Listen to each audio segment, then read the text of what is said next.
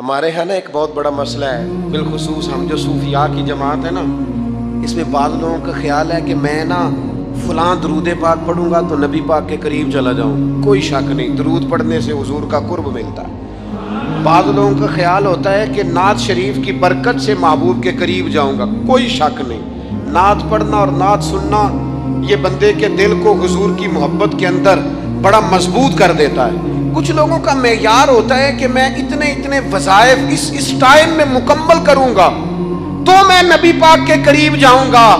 تو حضور نے تو خود بتا دیا میرے قریب کون ہے. درود پاک پڑھنے والے کو بھی قریب بیان کیا حضور نے. جہاد کرنے والا، عبادت کرنے والا، ریاضت کرنے والا، دین کی خدمت کرنے والا، یہ سب حضور کے قریب ہے. پر نبی پاک علیہ السلام نے فرمایا تم میں سے، یہ بخاری ہے، فرمایا تم میں سے میرے یہاں میرے قریب سب سے محبوب وہ شخص ہے جس کے اخلاق زیادہ اچھے ہیں،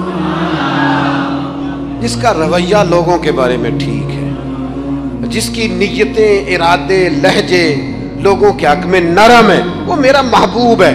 حضور فرماتے ہیں میرا محبوب ہے، میرا وہ پیارا بندہ ہے، وہ میرا محبوب ہے امتی.